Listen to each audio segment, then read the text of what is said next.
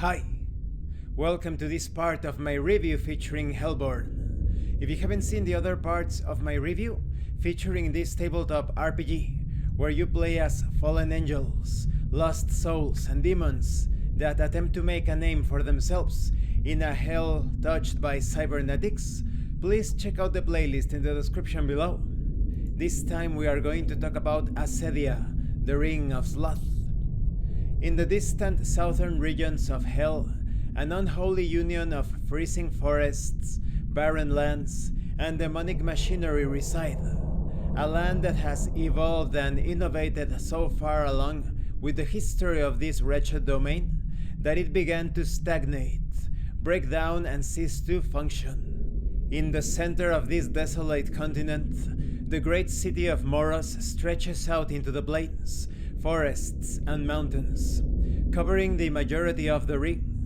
The frozen citadel, as it is called, bears the shape of a hexagon, containing 6 different sectors within its confines, each of them representing a certain caste administered by infernal powers. But Moros is not just a frozen hellscape. At the center of the city lies the Iron Heart, a dark tower hiding a complex mechanism that brings power from the Infernium siphoned from the ring's grounds throughout Moros and beyond. As Moros has expanded throughout the years, 6 smaller replicas of the heart were constructed. These are known as the Prometheus Beacons, named after a legendary figure from human mythology who brought fire to the early humans. Let's talk about the denizens of the dreaded Ring of Sloth, the Drakith. The Ring of Sloth is considered to be a haven for various kinds of machinery inhospitable to organic life forms.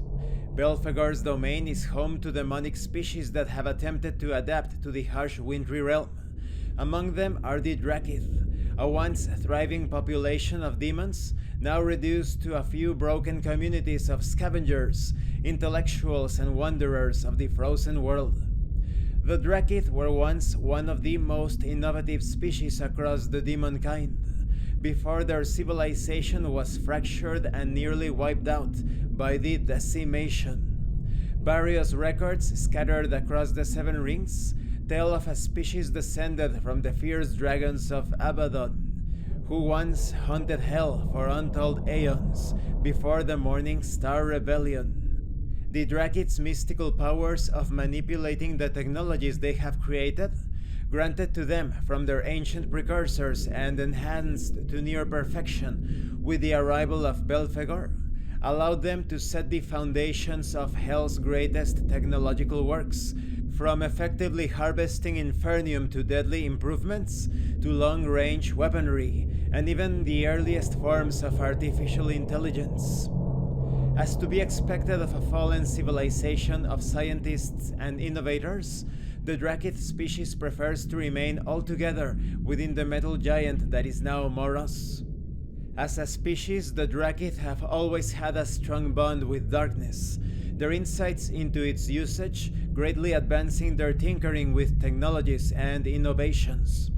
Their boon, Yungshio, allows them to combine both the arcane arts of the primordial darkness with modern advancements to control technology and forge various kinds of connections between themselves, items, and even other creatures.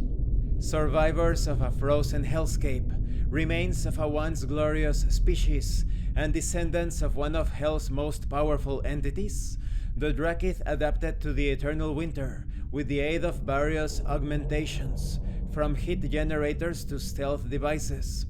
However, some of them still bear resemblance to their ancient progenitors, with scaled dark blue bodies, sharp features, and long tails. Then we have information on various sites within the Ring of Sloth. We have information on Moros. It goes by many names: the City of Steel, the Frozen Citadel, Belphegor's Sanctuary.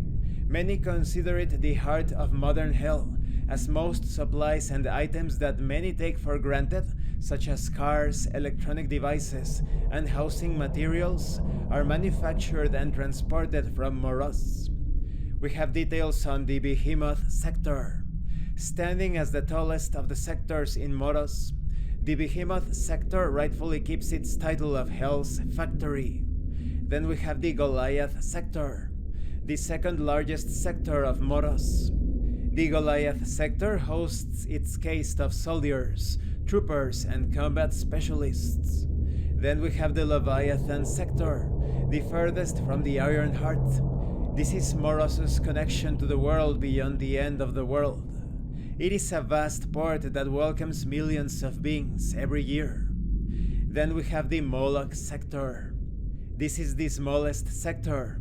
Although largely abandoned by the populace of the capital city, the caste overseeing the sector handles the fragile connections with the world outside the Lost Ocean through diplomats and other influential groups of the Sloth Ring. Then we have details on the Qliphoth sector.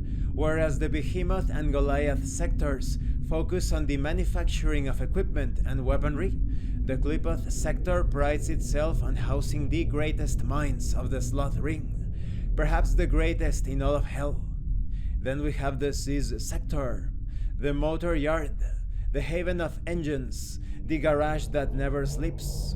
The Sis sector bears many titles earned through its expertise in designing, manufacturing, and testing vehicles of all sizes and functionality. Then we have Belphegor's Citadel. Away from the loud and perpetually active capital city of the Sloth Ring lies a fort that brings both awe and fear into the minds of people who dare get close to it. This stronghold was once one of the many constructs that made up the ancient city of Pandemonium, one of the greatest fortresses in all of the realms. And this concludes this part of the review. In the next part, we are going to talk about Ira, the Ring of Wrath. It's very interesting how this is supposed to represent sloth, but there is a lot of work, a lot of industry.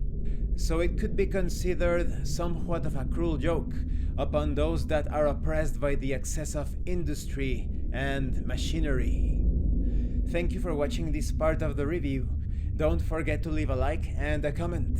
And thank you so much to those of you that are going the extra mile to support the channel. If anyone else wishes to further support the channel, the information on how to do that will be in the description below. And remember, master roleplay and you will master the game. Once again, thank you, and see you later.